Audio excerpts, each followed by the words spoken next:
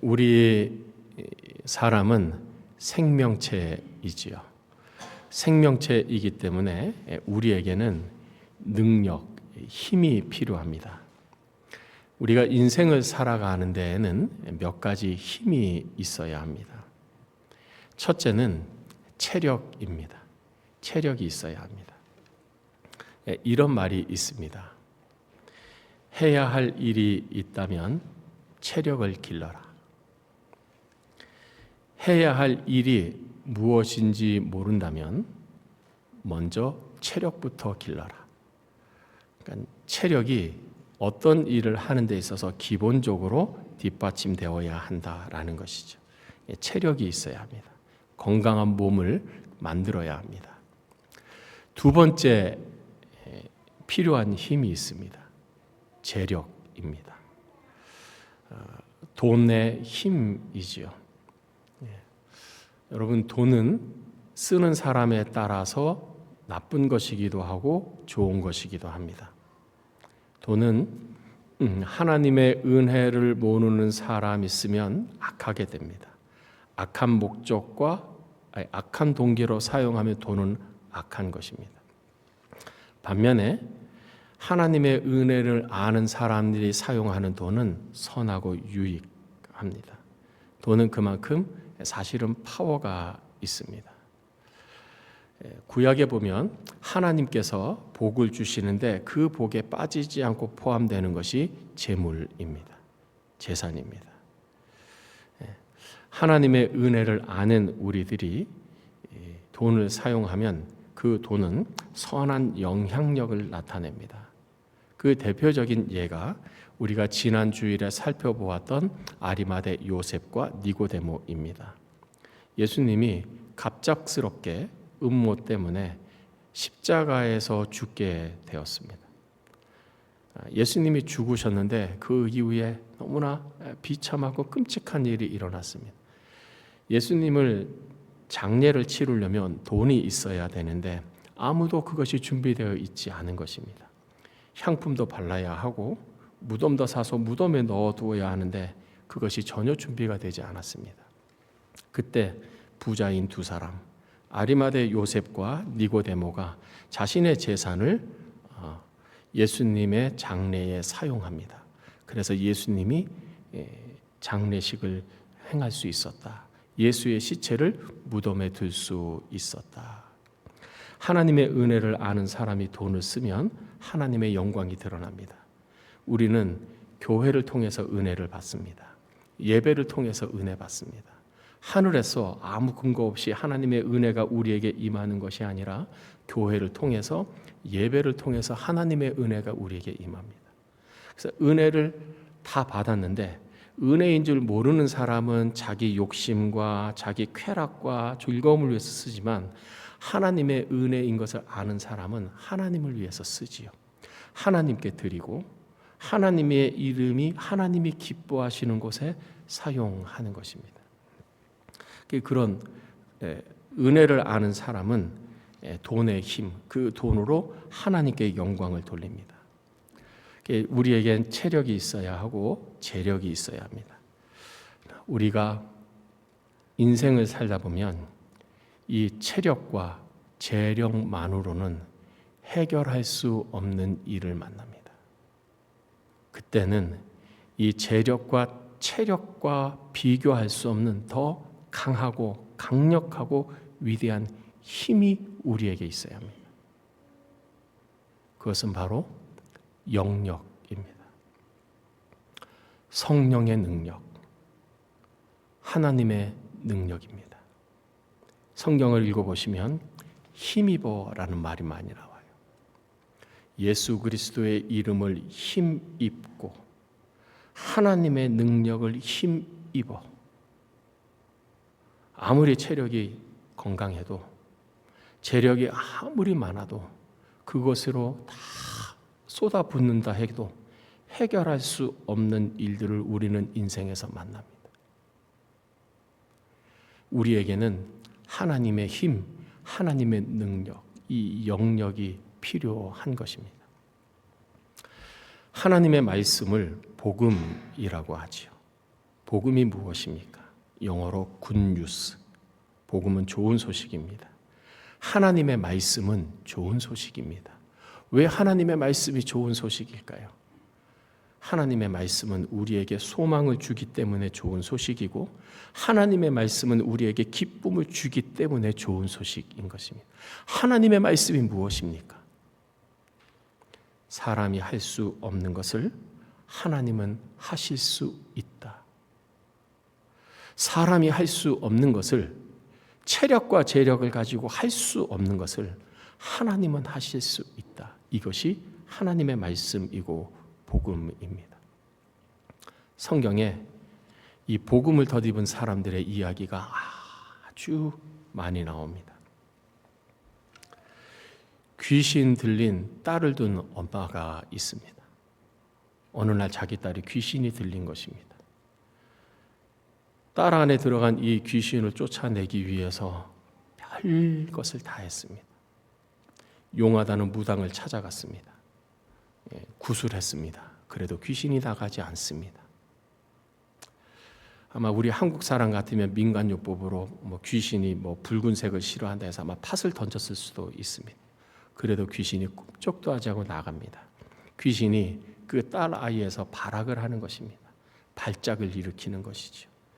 그러니까 이 어머니가 이런 마음도 들지 않았을까요? 차라리 이렇게 사느니 너 죽고 나 죽자. 아무리 애를 써도 그 귀신을 쫓아낼 수 없는 것입니다. 그런데 어느 날 이 어머니가 한 희망의 소식을 듣습니다. 소망의 소식을 듣습니다. 예수라는 분이 있는데 이 예수님은 너무나 쉽게 귀신을 쫓아낸다더라. 이 엄마가 예수님에 대한 소식을 듣고 먼 길을 달려와서 예수님께 옵니다. 예수님께 엎드립니다. 제 딸이 귀신 들렸습니다. 귀신을 쫓아내 주시기를 간구합니다. 예수님께서 이 엄마에게 말합니다. 집으로 돌아가라. 귀신이 내 딸에게서 나갔다. 예수님 말씀대로 집에 가보니 귀신이 그 딸에게서 나가서 귀신이 온전해진 것입니다. 사람으로는 할 수 없으되 하나님은 능히 하실 수 있느니라. 복음이죠. 야이로라고 하는 회당장이 있습니다. 이 회당의 장 정도 되니까 이 사람은 다른 사람들보다 더 많이 배웠고 지위도 있고 명예도 있고 다른 사람들보다 더 많은 재물을 가지고 있는 사람입니다. 근데 어느 날 그의 딸이 병이 들었습니다. 병이 들어서 시름시름 앓아가면서 아는 정도가 아니라 죽어가고 있는 것입니다. 딸아이가 아빠에게 말합니다. 아빠 너무 아파요. 아빠 너무 괴로워요. 아빠 나 죽고 싶지 않아요. 이 방법 저 방법을 다 써보아도 죽어가는 딸을 도저히 살릴 수 없는 것이죠. 명예가 무슨 소용이 있습니까? 자기가 건강한 것이 무슨 소용이 있습니까? 자기가 가지고 있는 재산이 무슨 소용이 있습니까? 지금 딸아이가 죽어가고 있는데. 이 아버지의 마음속에 차라리 내가 죽고 네가 사는 것이 낫겠다.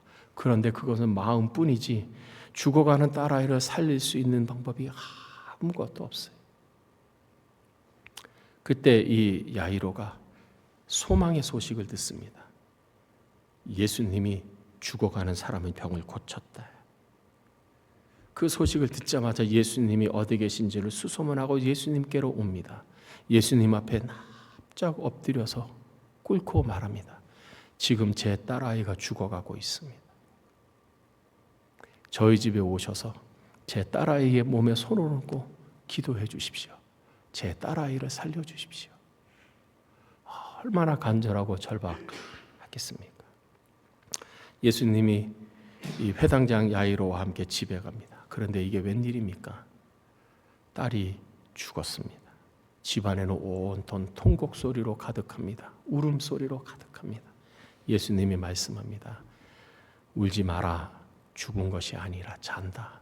거기에 있는 사람들이 울다가 이제 웃습니다. 비웃는 거죠. 죽은 것이 분명한데 아니 죽은 게 아니라 잔다니. 여러분 혹시 죽은 사람, 죽어가는 사람 보셨습니까? 저는 죽어가는 사람, 죽은 사람도 당연히 장례를 치르면서 봤거니와 죽어가는 사람을 봤어요. 죽어가는 사람인지 어떻게 아느냐면 피부 색이 달라요. 손끝에서부터 핏기가 없어지는 거예요. 이 살색이 변해요.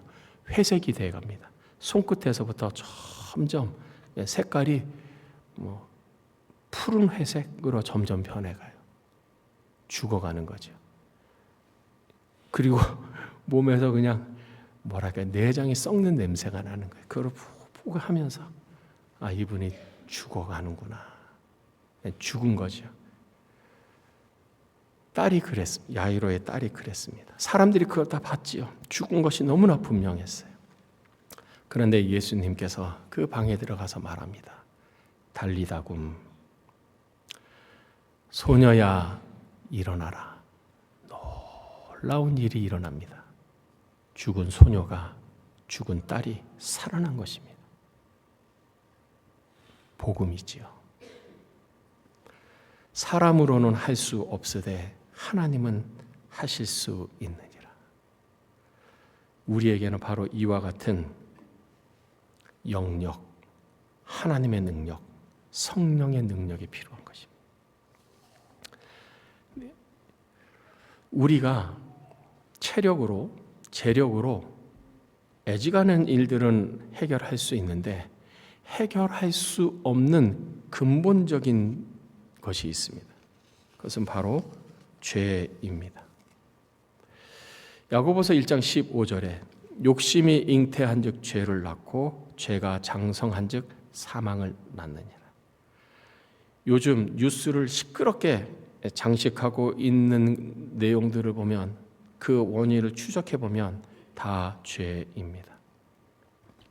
한 나라의 대통령이 상호 관세를 인사하겠다고 전 세계가 긴장하고 위기감을 가지고 있습니다.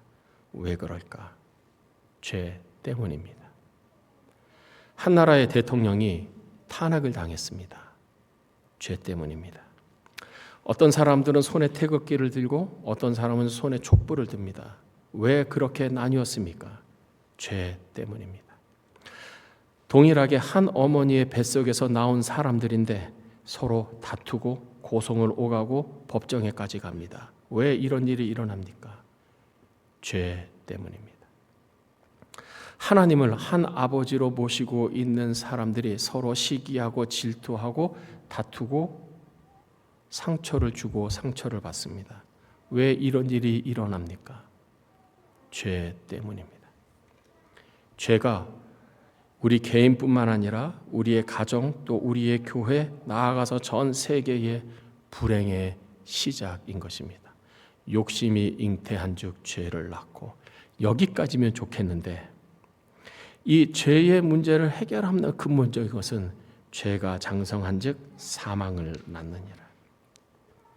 우리는 이 죄 문제를 해결해야 하는데 죄 문제를 해결할 수 없는 것입니다. 왜 죄 문제를 해결할 수 없는가?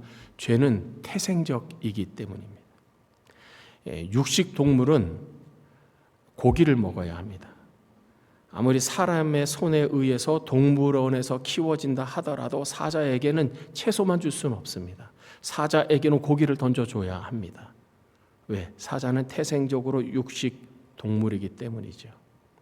이와 마찬가지로 우리는 태생적으로 죄인이기 때문에 죄를 안 지으려고 결심을 하고 노력을 하고 훈련을 하고 습관을 들이고 심지어 혈서를 쓴다고 하더라도 우리는 죄를 안 지을 수 없는 존재들입니다.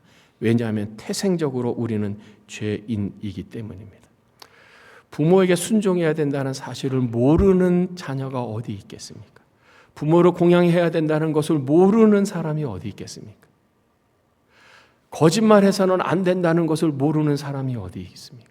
여러분, 우리가 몰라서 죄를 짓는 것이 아니라 죄를 안 지을 만한 능력이 없어서 죄를 짓는 거예요. 사랑해서 결혼을 했어요. 근데 왜 다툽니까? 왜 부부싸움이 일어납니까? 왜 결말이 좋지 않습니까? 부부싸움을 하면 안 된다는 것을 몰라서가 아니에요. 행할 만한 능력이 없기 때문입니다. 죄는 우리가 해결해야 되는 문제인데 이것을 우리 스스로 해결할 수 없다는데 모든 불행과 문제의 시작이 있는 것입니다. 이 죄의 결과의 심각성이 죄가 장성한즉 사망을 낳는지라. 죄의 삭은 사망이라. 죄를 지으며 그 결과는 사망인 것이죠. 사망은 멸망입니다.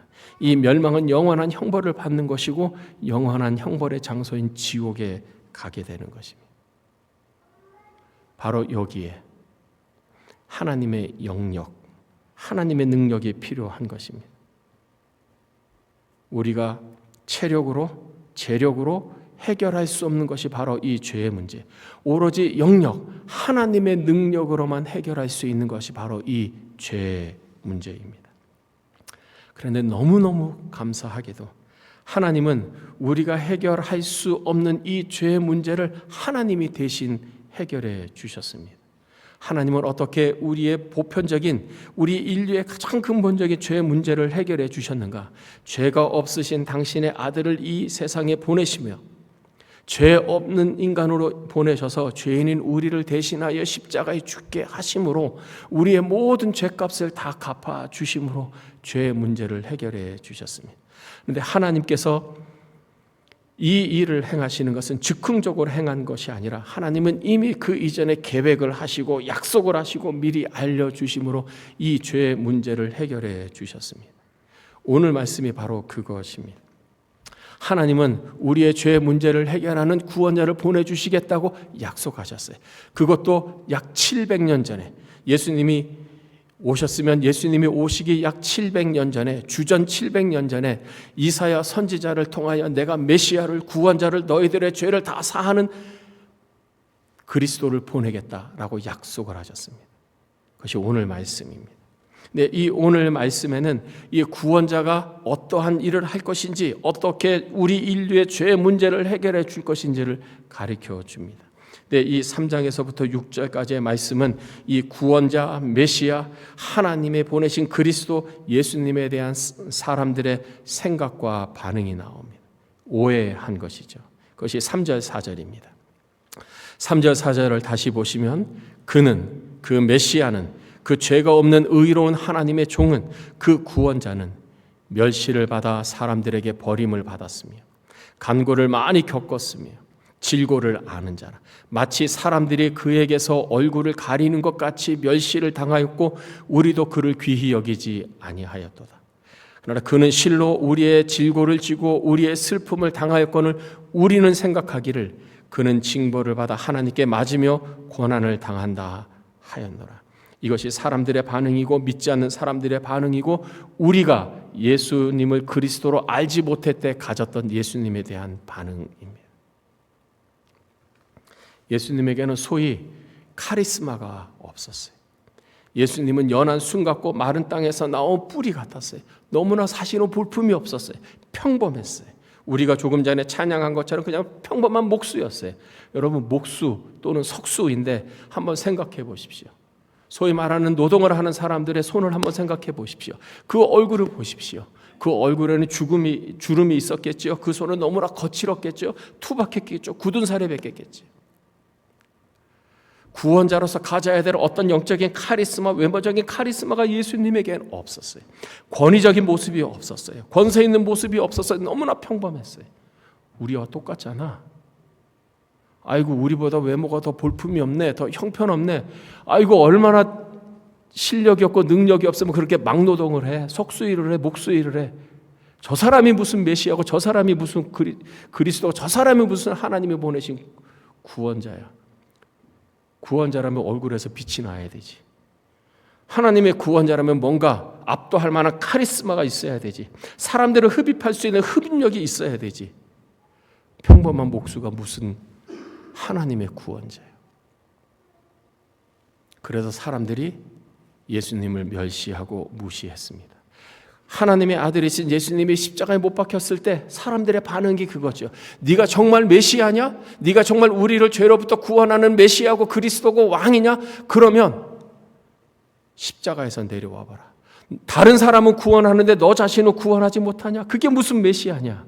메시아냐면 다른 사람을 구원한 것처럼 너 자신도 구원을 해야 되는 것이, 그것이 진정한 구원자이지. 십자가에서 내려와 봐라.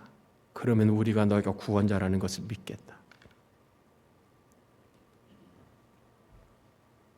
십자가에서 내려오지 않는, 머리에는 가시관을 쓰고 피를 줄줄 흘리면서, 손에 못이 박혀서 피가 뚝뚝 떨어지면서, 옆구리에 창자리에서 피가 뚝뚝 떨어지는, 온몸이 피범벅이 된 너무나 나약하고 연약한 그 메시아 예수를 향해서 사람들이 조롱하고 비아냥거리고 비꼬고 무시했습니다. 다른 사람은 그렇게 잘 고쳤는데, 다른 사람은 그렇게 구원했는데 너 자신은 너무나 무력하게 십자가에 죽냐? 이게 전능하신, 천지를 창조하신 하나님의 아들의 모습이냐? 거짓말쟁이. 하나님의 벌을 받아 죽는 거지. 무시하고 조롱하고 멸시했습니다. 그것이 사람들의 반응이고 평가였습니다. 그러나 실상은 그렇지 않았다는 거예요. 실제는 무엇이냐? 5절입니다. 우리 5절 말씀 우리 함께 읽겠습니다. 그가 찔림은 우리의 허물 때문이요 그가 상함은 우리의 죄악 때문이라. 그가 징계를 받음으로 우리는 평화를 누리고 그가 채찍에 맞음으로 우리는 나음을 받았도다. 4절에 이렇게 앞부분에 이렇게 말하면, 그는 그는 실제로 우리의 질고를 지고 우리의 슬픔을 당했다. 질고는 질병으로 인한 고통을 말하는 것이고 슬픔을 말하는 것이, 자신의 죄 때문에 힘이 없고 무기력해서가 아니라, 그렇게 해서 십자가에 피범벅이 된 채로 못 박혀 죽은 것이 아니라, 실제는 우리의 질고를 지고 우리의 슬픔을 당하고 죽었다라는 거예요. 그래서 그가 찔림은 우리의 허물 때문이고 그가 상함은 우리의 죄악 때문이라. 그가 징계를 받음으로 우리가 평화를 누리고 그가 채찍에 맞음으로 우리가 나음을 받았다. 왜 십자가에 못 박혀 죽어야만 했습니까? 왜 십자가를 지고 골고다에 갔어야만 했습니까? 왜 머리에 온통 가시로 만들어진 가시관을 쓰고 머리에서 피범벅이가 되어야 됐습니까? 왜 손이 못이 박혔어야 했습니까? 왜 옆구리에 창이 찔렸어야 됐습니까? 그래야만 우리를 구원하고 하나님과 우리의 관계를 평화의 관계로 만들 수 있기 때문에, 그래야만 우리의 죄가 사함받을 수 있었기 때문에.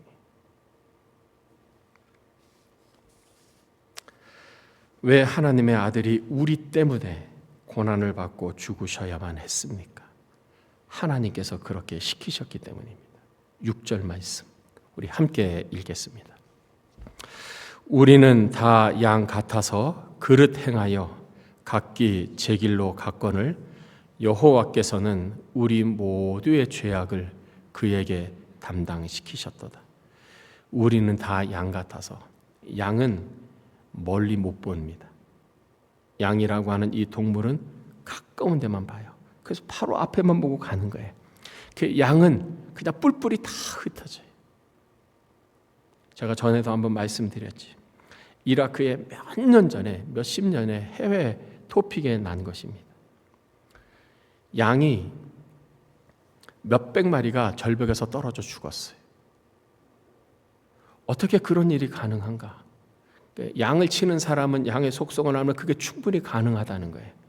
한 마리의 양이, 맨 앞에 가는 양이 길을 잘못 들었어요.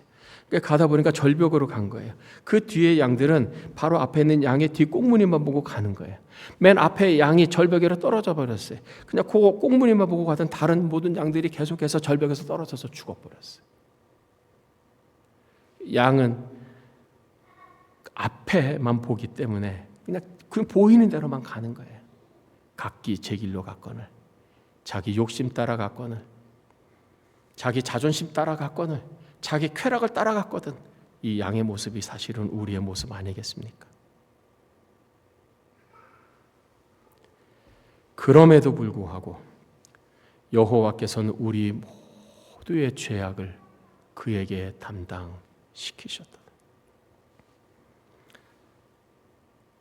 하나님 아버지가 아들 예수님에게 말한 것입니다. 인류의 죄를, 이 죄인들의 죄를 용서해야 되겠다. 죄가 없는 누군가가 대신 죽어야 죄값이 치루어진다. 너밖에 없다. 아들 예수님이 말하는 것, 예, 제가 하겠습니다. 제가 인간이 되어서 죄인들을 대신하여 십자가에 못 박혀 제가 대신 죽겠습니다. 여호와께서 우리 모두의 죄악을 그에게, 하나님의 아들에게, 예수 그리스도에게 담당시키셨도다. 담당시켰다는 말은 짐을 지우다라는 뜻입니다. 우리의 모든 죄짐을 예수님께 대신 지워버렸어요. 예수님이 죽으신 것입니다. 그렇다면 우리는 어떻게 해야 하는가? 하나님은 우리가 어떻게 하기를 원하시는가? 첫 번째로 할 일은 예수님의 죽으심이 나 때문에 죽으셨다고 믿는 것입니다. 우리는 어떻게 하면 이 예수님의 죽음이 나 때문에 죽음이라는 것을 믿고 받아들일 수 있을까요? 단어를 하나만 바꾸면 됩니다. 이 5절의 단어를 하나만 바꾸면 됩니다. 이 우리라고 하는 단어를 나라고 하는 단어로 바꾸면 됩니다. 여러분, 저를 한번 따라해 주십시오. 그가 찔림은 나의 허물 때문이요, 그가 상함은 나의 죄악 때문이라. 그가 징계를 받음으로 나는 평화를 누리고, 그가 채찍에 맞음으로 나는 나음을 받았도다. 우리는 그냥 서술적으로 말하는 것이고 객관적으로 말하는 것이고, 이 예수님의 채찍에 맞음과 고난당함과 죽음이 내 것이 되기 위해서 이것을 주관화시켜야 돼. 그가 찔림은 나의 허물 때문이고, 그가 상함은 나의 죄악 때문이라. 그가 징계를 받음으로 내가 평화를 누리고, 그가 나 대신 나 때문에 채찍에 맞음으로 내가 나음을 입었어요. 하나님이 우리에게, 예수님이 우리에게 요구하시는 것은 믿으라. 나 대신 내가 너 때문에 채찍에 맞았는데 너는 나를 위해서 채찍에 맞을 필요 없다. 그냥 내가 너를 위해 채찍에 맞았다, 너 때문에 채찍에 맞았다는 것을 그냥 믿음으로 받으라. 내가 창에 찔려서 몸이 상했는데 나를 위해서 창에 찔려서 몸이 상하지 말고 그냥 예수님이 나 때문에, 내 죄 때문에, 내 악함 때문에, 내 이기심과 욕심 때문에, 내 세상에 대한 쾌락 때문에 찔리셨구나, 상하셨구나, 그것을 믿으라는 거예요. 믿으면 내가 너의 모든 죄를 사해 준다라는 거예요. 여러분, 이 믿음은 신비롭습니다. 처음에는 내가 믿어요. 내 의지로, 내 선책으로 믿는 거예요. 내가 믿습니다. 그런데 여러분, 그 다음에 놀라운 일이 일어납니다. 내가 먼저 믿으면 그 후에 믿어지는 거예요. 믿음의 능동태가 믿음의 수동태가 되는 거예요. 내가 믿습니다. 근데 나중에는 믿어지는 거예요. 능동태가 divine passive, 신적 수동태로 바뀌는 거예요. 신적 수동태에서 믿어지면 누구도 그 믿음을 뺏어갈 수가 없어요. 아무리 환경이 어렵고 힘들어도 이 믿음을 빼앗아갈 수가 없어요. 믿어진 거기 때문에, 하나님께서 우리에게 은혜로 주셨기 때문에. 이것이 믿어지면 전혀 다른 삶을 사는 것입니다. 여러분에게 이 이사야 53장 5절 말씀이 믿어지시기를 주님의 이름으로 축복합니다. 믿는 것입니다. 두 번째, 우리가 할 일은 무엇인가? 예수님께 삶을 드리십시오. 제가 아무리 생각을 해봐도, 몇십 번, 몇백 번을 생각해봐도 가장 행복한 인생은 무엇인가? 가장 안전한 인생은 무엇인가? 이 질문에 대해서 몇십 번, 몇백 번을 생각해봐도 답은 하나. 하나님께 맡기는 것입니다. 여러분, 맡기면 편합니다. 맡기면 기쁩니다. 하나님께 맡기면 행복합니다. 맡기면 가장 안전합니다. 너희 모든 염려를 다 주께 맡기라. 그가 너희를 돌보실 것이다. 여러분, 맡기십시오. 여러분의 자녀도 맡기십시오. 여러분의 인생도 하나님께 맡기십시오. 하나님의 모든 자비하심으로 너희를 권하노니 너희 몸을 하나님이 기뻐하시는 거룩한 산제사로 드리라. 맡기라. 여러분, 맡기면 평안합니다. 맡기면 행복합니다. 맡기면 안전합니다. 맡기십시오. 저를 한 번 더 따라해 주십시오.